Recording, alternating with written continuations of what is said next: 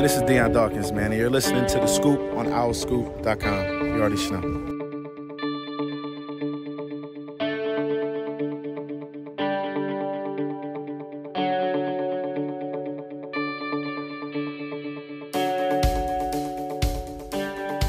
Hi, everybody. Welcome back to The Scoop, OurScoop.com's podcast, Season 7, Episode 39. I'm John DeCarlo, joined by Kyle Gauss and Sam Cohn.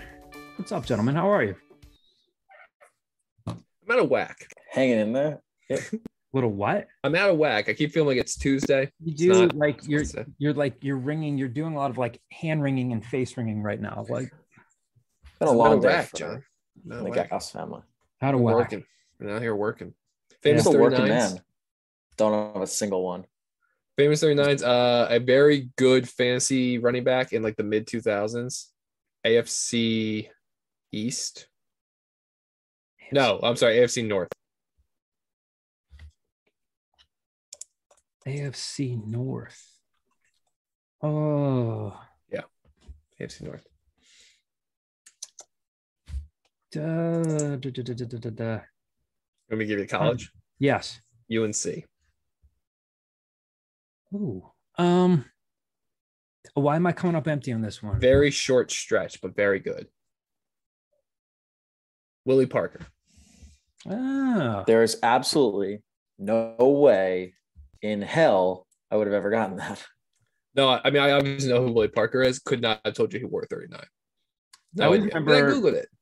Is he a famous 39? No, I think of Curtis Enos from Penn State, who can thank Temple for his career because they were beating Temple pretty badly at the Meadowlands, and they were up big. And Joe Paterno said, let's try him as a running back. He had been a linebacker. He went in and rushed for like over 100 yards in the second half. Matt Rule also had a sack in that game. Yeah, it's like if you ever go into like the Penn State archives online, you search for Matt Rule, there's like one photo of him from ever playing football at Penn State, and it's him with just like gigantic like shoulder pads, and which he claims was a sack, was not a sack. I think they put it down as just a tackle for a loss because it wasn't a pass. But it's him. It's either he sacked Henry Burris or he sacked like Burris' backup. If I'm him, I'm full steam ahead on that was a sack. If anybody ever asked, that's a sack. Yeah. Yes. I wish I played football in like the 70s. You can just lie about things because like nobody's looking it up. I had 473 yards one year, but kind of like Wilt Chamberlain. Yeah. Yeah. Like we did the math on this, Wilt. It's 4 a night for about a decade. Yeah. Yeah. That's different podcast, different line of conversation, guys. Anyway, big news today. Sam, what's the big news on today's podcast? The big news is that Khalif Battle is returning to Temple for one more year to play basketball. All right. So as all of you know, Khalif Battle had declared for the draft with the intention of, getting feedback, smart thing to do. Today, June 1st was the deadline to make a decision on that, either stay in the draft or withdraw and come back. Sam talked to him earlier today. So Khalif has since announced his decision on social media. We have a story on OurScoop.com right now. If you're listening, Sam talked to him. We talked about this before we started recording, Sam. Like he could come back for a couple more seasons, but he told you to start things off here. He told you he was just coming back for one more season, correct? Yeah, he said this will be his last year. I mean, the big thing for him was he really wanted to see the kind of feedback he could get. And his plan and kind of what he was told is that if he has a good season this year, he has the potential to be a legitimate draft prospect with a strong chance of getting drafted. That's what he thinks, what he was told, whatever. I mean, take it for what you will, but that's what he walked away, how he saw it walking away. So he has every intention of playing one more season at Temple and then putting his name back in the draft with the intent of going through the full process. Now, I think the really interesting thing to take away from my conversation was that he did go through the process, but he like half went through the process because he was offered a handful of team individual workouts. He denied all of them. And all of the feedback he got was based on 18 games of film over 2 seasons. I think if you look at this past season, it's a little more indicative of the Khalif Battle of kind of where he is. But that was really the big thing, was that none of it was a workout that he was going into, because he felt like, I spent 4 months away from basketball, not away from basketball, like not really being able to play because of his foot fractured fifth metatarsal. So he was at like 80%, and he thought that he was cleared. He thought he should be cleared a little bit before he was actually cleared, but he kind of felt like he was only at 80% of what he could be, skill level and just being in shape and just being ready to compete at that level. Whereas he kind of said to himself, I'm not going into that unless I'm 110%. Mm-hmm. All right. So Sam, obviously, obvious statement of the year. It's a big deal that Temple was getting him back. And we kind of expected this. Again, it was a smart thing for him to do. Again, you talked to him earlier today. Why did he decide to come back? What can you tell us about that? I mean, the decision to come back was pretty simple in that he wasn't going to get drafted. They told him, they walked away, and you can read this on the story on the site. But where his game is at, there's the difference between where Khalif Battle is now and where Khalif Battle is potential draft prospect. He still has some stuff to work on. I detailed a little bit more in the story. You can kind of see his quotes on it there, but basically he was told, scouts and town evaluators really liked his efficiency scoring the ball, his size, his athleticism. They had a lot of good things to say about him on the offensive end of the floor, but they said they want him to really dive in at both ends of the floor to really, work on becoming more of a two-way player. They saw that his rebound numbers dipped from, high 6 to mid 3, whatever the number was. So they want, obviously it was only like 4 less games, but they want his rebound numbers up. And the big thing that I thought was interesting, which we can talk about a little bit more, is that they want him to be more of a leader, more of a mature leader, because, and Khalif described it as like, I always wear my heart on my sleeve. Like, people know when I'm mad. But from what we saw of Khalif, and obviously, I mean, they see it different than we do. I think from what we saw, Khalif's a leader, but it's interesting to see. I think it's less so about whether he's leading and more so about how he's leading. Mm-hmm. And I think it's more so drawing to the point to his emotion on the floor, because, and he actually mentioned this in the interview. He's like, guys get paid millions of dollars to be a role player. He's like, Joel Embiid can have that kind of emotion, but if I'm a role player, I can't have that kind of emotion. I have to play my role and I have to be that part of the team, whatever. He can't act that way. So he said working on being a more mature leader, I think, is a big thing. And we saw a lot of, when Khalif, especially when he was hurt, was being a leader for a lot of the younger guys, and the way he talks about some of the younger guys, being a leader at Temple. But if he's going to be able to take that step to potentially get drafted next year, and if he's going to be a role player on a team somewhere, if he's going to end up in the G League and then maybe get a chance on a roster, that's really the big thing, is they want him to mature in that aspect of his game, to not wear his emotions so much on his sleeve. All right. So here's Khalif Battle talking to Sam about why he decided to come back to Temple. Well, I mean, it was kind of a tough decision to see if I was going to come back, because, I mean, this past month, like the month of May, I was better. I felt like I was better than where I was when I got hurt. Mm-hmm. So I feel like I made a big jump, and I felt like I was, ready to, take the extra leap. But from the feedback I got, they wanted to see me go back to school and have the potential to really make some noise, and strong chance of getting drafted next year. So. And another thing worth talking about here, guys, is, we talked several times throughout this past season how, we saw a small sample size of Khalif Battle, gets hurt, doesn't come back. And if there was a double-edged sword piece of it, it was that it did create some more minutes for some other players like Hysier Miller, like Zach Hicks. I mean, it opened up some time on the floor. Now Khalif is coming back to a pretty, talented and heavy guard rotation. Now he's going to be sharing the floor with Damian Dunn, with Hysier Miller, Zach Hicks. And Sam, you talked to him about that as well. Let's play that clip too, and then we'll react to it. I think we fit well together. It's just all about us playing our best at the same time. I don't think we accomplished that in all the years that we even been here. That we both, played our best basketball together. Mm-hmm. I feel like if we play our best basketball together, You know, I feel like we're a top 25 team in the country, especially with the bigs we just added. And I feel really, really, really comfortable with Fabe running the point guard show, you know. So now it's all about. I think we're really good defensively as well. So now it's all about, like, now we got a big time scorer coming back, and then we got another big time scorer that was already there. You know, now it's just all about just putting the both together. You know, so this year I'm gonna really work hard on, you know, trying to always stay on the same team in practice. You know, instead of playing against each other in practice, stay on the same team, and just figuring out, you know, where everybody likes their spots. So I got to figure out where, you know, Dame wants the ball. I know he likes the mid-range a lot. I know he's working on that three-point shot. So, you know, I'm just trying to figure out, you know, how we can put it together. Because I know if we can put it together, it's scary. Because, you know, we can't just, you know, last year a lot of times I was getting double-teamed and overplayed. So, you know, they can't do that if all the other guys are, you know, more than ready to play and scoring the ball the way I know they can. All right, Sam, what did you make of that? Because again, obvious statement. It's a great thing that he's coming back, but yeah, he's going to be sharing the floor with a guy who hit 3 game winners this year. Again, it's a pleasant problem to have, but what do you make of his comments there?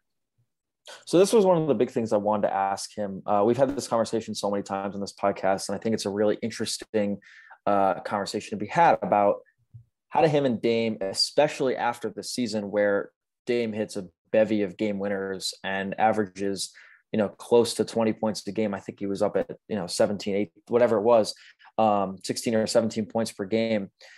When you have 2 scorers like that, how do they fit together? And it felt like Jeremiah was the piece between them that could really help facilitate and run the offense. Now you have a much more inexperienced point guard, and you have 2 guys coming back who are proven number 1 scoring options. So I posed the question to Khalif. You know, I think people have reason to believe, like, how people kind of, you know, the question going into the season is like, are these 2 guys going to be able to fit together? And I just asked him, how do you think you guys fit together? How do you think that works? And, you know, you just heard his answer right there. I think the big thing is they haven't really had a ton of experience playing together. They've only had, you know, in the 18 games that Khalif Battle has played, Damian Dunn hasn't also played in all 18 of those games. So the interesting thing I thought he mentioned was, which is implying that they didn't spend a ton of time on the same team in practice, was that he thought that this year they have to spend more time together in practice. I thought that was interesting, but he seems to think that, and I think he said it, that he thinks they could be a top 25 team if him and Dame work together, because those are 2 really strong scoring guards, and he had high praise for Hysier Miller. Real quick on that, I mean, they're not the first team in the history of college basketball to have 2 talented guards, right? Like, it's worked other places where you have 2 guards that want to get their points. I think it's helpful that Khalif is a bit of a better shooter than Dunn is, and Dunn is at times able to get to the rim at will and kind of do his damage with free throws. If you want to earn your paycheck as a Temple coaching staff, you make that work. Like, I don't think that's such a stretch of a coaching ask to make 2 talented guards coexist in the same backcourt. So from listening to Khalif, it sounds like they are also fully aware of that. Mm-hmm.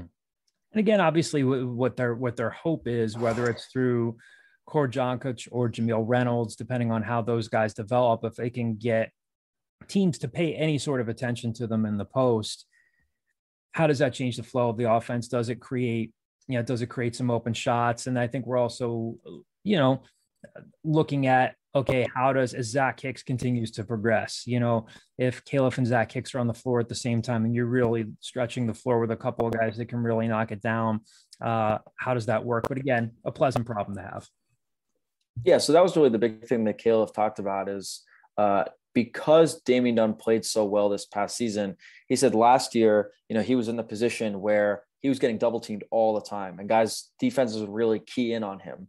And I think that a lot of those 7 games we saw Damian, I think he scored double digits a handful of times, but among those 7 games, but he was really taking a back seat. There was the Clemson game where Khalif had 4, and I think Damian led in score. I think Damian led in scoring that game, but Damian, for the most part, took a back seat in scoring in that 7-game stretch. Then he proves himself. So now the way Khalif sees it is that, which I think is accurate, that teams are really going to have to key in much more on the 2 of them, which is like just objectively a lot harder to defend. And then he had said, He really, really, really, really, really likes the thought of Heiser Miller running the show there. And that's the big thing that I think is interesting. I said, what are your expectations for Heiser Miller? Like, what have you seen from him? Obviously, losing Jay Will was a tough loss for Temple, but Heiser played well down the stretch. What are your expectations for him? And he said that the thing he likes, he said he wasn't sure about it at first. He really wasn't. He said he wasn't sure how it was going to play out. Heiser is obviously a freshman that didn't see a ton of time early on, but Khalif agreed that, he played well down the stretch. He had great moments and great stretches, but the thing that he really likes about Heiser is that he's never been afraid of a moment like that, which is something Aaron talks about a lot. He always calls him a gamer. He calls him and Zach Hicks gamers. And Khalif doubled down on that idea that Heiser has never been one to be afraid of the moment, and he really likes the idea of him being the facilitator. And one thing I kind of want to bring up, and I thought about this randomly, I think it was last week, but then I wasn't on the podcast last week, so I didn't have the chance to bring it up. But one thing I'm interested about in this backcourt, which is like weirdly specific about how this plays out, is how they're able to break the press against teams that press really well. Because Khalif claims that, and we have no reason not to believe him, that he's improved his ball handling. But I can't imagine he's anywhere near what Jeremiah Williams was. Damian Dunn is a fine ball handler, but he's not anything especially unbelievable. It's not like you got the ball on a string. And Heiser Miller has proven to be strong, solid, but not exactly the same as what Jeremiah Williams was. When Temple would see pressure, see full court pressure, Jeremiah had this weird instinct and like weird knack for, he'd take a dribble or two, he'd draw a double team, and he's so wiry, he would jump up, survey the court, and find someone really quickly. That was pretty much how they broke the press most times down the floor. If they had if it was like a 1-2-2 press, where it's one guy defending the inbounder, like let's say it's Jeremiah and Dame, and they pass it back and forth. And usually that works. But if they bring a double team, the difference is, how does Heiser react to it? Because he's not as long as and wiry. He can't jump as high. That was the interesting thing about Jeremiah, was he just had a knack for being able to jump up, survey the floor quickly, and find someone. I'm curious to see how things play out with those three. I think they can do it. I'm not saying it's like, oh, no, they don't have Jeremiah Williams, like they're not going to be able to ever break the press. I think they will be able to. It'll just be interesting to see how that changes, how that's in flux, because obviously you're losing a really important piece to what I think is an important piece of the game. All right, so with Khalif Battle returning, which we expected, that makes 10 scholarship guys on the roster. Some of you, our owlscoop.com subscribers, have been asking on our message board. You saw this on Twitter. What's next? Who does Temple add? Do they try to get a backup point guard? How many scholarships do they roll over? Some of you saw on Twitter that Temple had reached out to Shane Dezzoni, former 4-star top 100 guard out of Brewster Academy, is originally from this area, played a season at Vanderbilt, and had verbally committed to St. Joe's. And was it early last week, announced that he was putting himself back into the portal. And we can tell you the Temple is very much in the mix here. So if they get him, they're not necessarily getting a guy who's, playing on the ball, but a guy with a ton of potential. He played in all but one game this season for Vanderbilt, averaged a little less than 11 minutes per game, 2.4 points, 1.6 rebounds per game. Shot it well from three, but the one bugaboo for him, and again, it's early in his career, is he committed 33 turnovers. He did play, 13 minutes in the game this past season where Temple beat them down there. 13 minutes, attempted one shot, didn't make it, grabbed an offensive board. But, this is a long range type of thing for Temple. What would you guys make of the addition here if they can get him? I think he's in the same archetype of player as Khalif Battle. Like the way they play, they both use their size. He can shoot to that level. Granted, he's shown a smaller sample size with 38 3 attempts than 25 3-point attempts as opposed to Khalif Battle. But I think it's probably pretty easy to recruit a guy like that, regardless, ignoring the fact that he was committed to a Big 5 team. You pretty much say, hey, look, you come in, you play 20 minutes a game off the bench to start. And then next year, I don't care what their classes say next to them on the roster. I don't see any scenario where Damian Dunn and Khalif Battle are here after next season. Mm-hmm. So there's going to be plenty of minutes in that backcourt. I think we've been saying for weeks that they need to find somebody to fill that Ty Strickland scoring off the bench role. And I think Shane Dezzoni is that guy. Sam, thoughts? Have you any thoughts on this? I don't have many thoughts on this. I'll be honest now. I think Kyle summed it up well. It's like the Barry Gibb talk show when he would ask Robin, do you have anything to add? No. Yeah. I mean, look, he's a guy that like has played not a lot, but like he scored 10 points against Georgia. He's dropped 3 threes against Kentucky. Like he's played for them as a true freshman. Granted, like Vanderbilt kind of sputtered towards the end, but like it was a loss for him to leave that program after so short, and it's a massive loss for him to leave Hawk Hill before even getting there. So I don't know how this is going to look optically if he comes to Temple, but I think role wise it makes a lot of sense. And so to wrap things up here, switching over to football, since we last recorded, Temple picked up their second verbal commitment from wide receiver Nathan Stewart. Chose Temple over West Virginia, Maryland, Boston College, among some other programs. Caden talked to him. Again, if you're an Owl Scoop subscriber, you can read Caden's story that's up on the site from 4 days ago. Caden was one of the first reporters to talk to him a while back about his recruitment. Has a cool anecdote in his story there, if you're a subscriber, about when he was slated to take an unofficial visit and he was telling the coaches, and Stan Drayton had been heading out to the airport to go see another recruit. And once he heard that Stewart was coming to campus, he turned around his car and went back to talk to him. So Caden got some good stuff there. If you are an Owl Scoop subscriber, if you check out our football board, you can see about some of the latest offers that went out over the weekend after Temple hosted their first camp, after Stan Drayton hosted his first camp. Again, one of the things that they had gotten away from, and it kind of, I think, cost them a little bit, was not having that Memorial Day camp. Now the one year that they couldn't do it because of COVID, but they got a start on that. So expect more recruiting coverage in the coming days as more offers go out, as Temple continues on this summer with its camps. A little bit of an abbreviated episode today, but wanted to get you the Khalif Battle news, get you some audio from Khalif Battle. Any closing thoughts here, guys? Any pearls of wisdom? Good weekend. Solid weather. Yeah, I was gonna say, did anybody have any Memorial Day plans? Did anyone do anything interesting? We had people over Saturday. Then I went to the Please Touch Museum Sunday with Jordan and a friend. And then I just ran through sprinklers with Jordan on Monday. You went to the what? The Please Touch Museum. It's just like a museum for kids that they go and they touch crap. My buddy's kid got his head stuck in a food truck exhibit. Like literally, he put his head in, he rotated, and all of a sudden, all of his weight's on his neck, and his feet are up in the air. No way. We got him out there. Jordan tried standing his ground against a 7-year-old that was cutting him in line.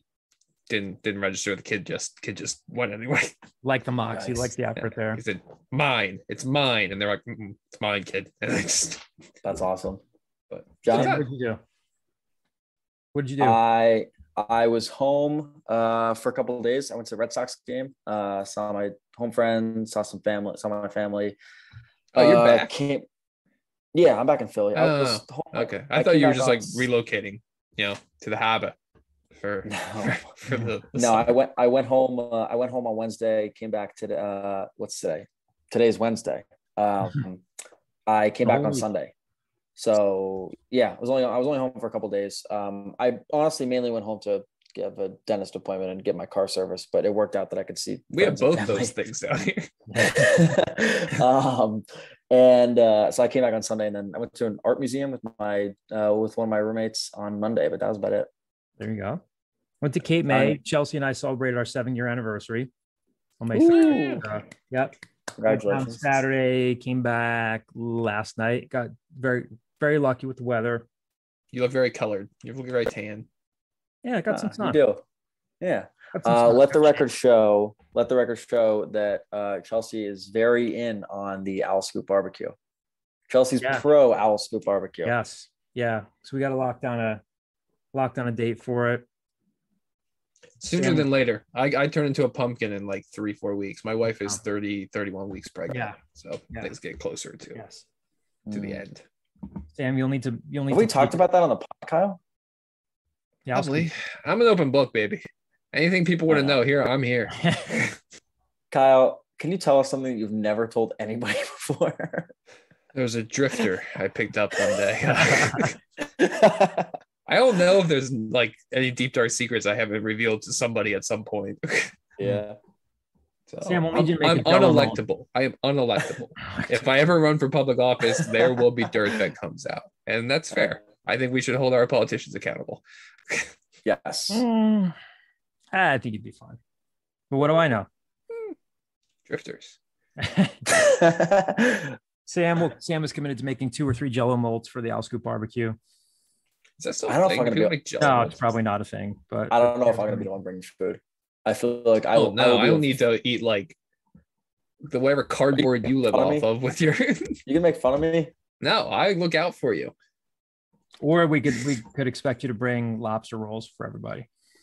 In my head, it's like we all show up and just Tom Magneto brings all the food. That's the way I have often envisioned. Yeah, I envision that too. Graham brings like a snack or 2, but then it's just all. I need Tom to show up early though, because I think Tom's probably the type of guy that like, oh, this is gonna be like a 6-hour session where we're doing this. I'm like, I'm not waiting 6 hours for you to smoke meats. Okay. He gets there at 5 o'clock. John, Tom, where can I set up the smoker in the backyard? Like it's 4:45 in the morning, Tom. Yeah, didn't sleep. Running off amphetamines. Well, thanks for sticking with us for another episode. Good job, Sam, getting in touch with Caleb for today for the story, and we will talk to you guys again soon.